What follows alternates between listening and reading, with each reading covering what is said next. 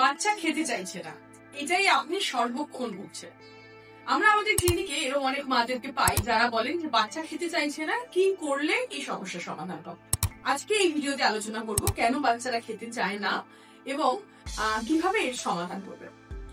বাচ্চাদের খেতে না চাওয়াটা তাদের ডেভেলপমেন্টাল মাইলস্টোনের একটি অঙ্গ এবং বাচ্চার খাওয়ার সাথে যদি কোনো নেগেটিভ অ্যাসোসিয়েশন যুক্ত হয়, অর্থাৎ মার, বকা, জোর করে খাওয়ানো, তাহলেও কিন্তু বাচ্চারা খেতে চায় না।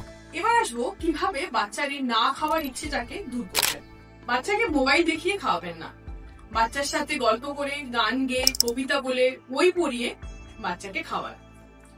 বাচ্চাকে খাওয়াকে স্পর্শ করতে দিন, নিজের মতো করে বর্ণ, গন্ধ, রস সেগুলো যেন ও নিজে সেন্স করতে পারে। বাচ্চাকে খুব জোর করে খাওয়াবেন না। প্রথমে যদি ওর সাথে একটি নেগেটিভ অ্যাসোসিয়েশন তৈরি হয়, বাচ্চা কিন্তু আর খেতে চাইবে না।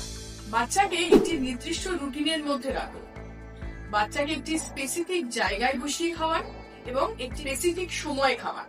বাচ্চাকে তার খিদে এবং তেষ্টাকে অনুভব করতে শেখান, তাকে বোঝান যে তার খিদে পেয়েছে। বাচ্চাকে দুটো মিলের মাঝে ছোট ছোট মিল বা ফিঙ্গার ফুডস বেশি দেবেন না, তাহলে কিন্তু বাচ্চার পেট ভরে থাকে এবং আসল খাওয়া খেতে কিন্তু ওরা চায় না।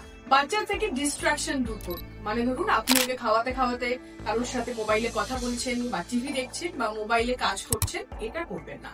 বাচ্চার পেট ভরাটা তাকে ফিল করতে দিন, আপনি জোর করে ওকে খাওয়াবেন না। বলপূর্বক খাওয়ানো কিন্তু বাচ্চার খাবারের সাথে একটি নেগেটিভ অ্যাসোসিয়েশন তৈরি করতে পারে। আপনি ওর মতো করে খাওয়ান, আপনার মতো করে নয়। সবসময় এই কথাটা মাথায় রাখবেন।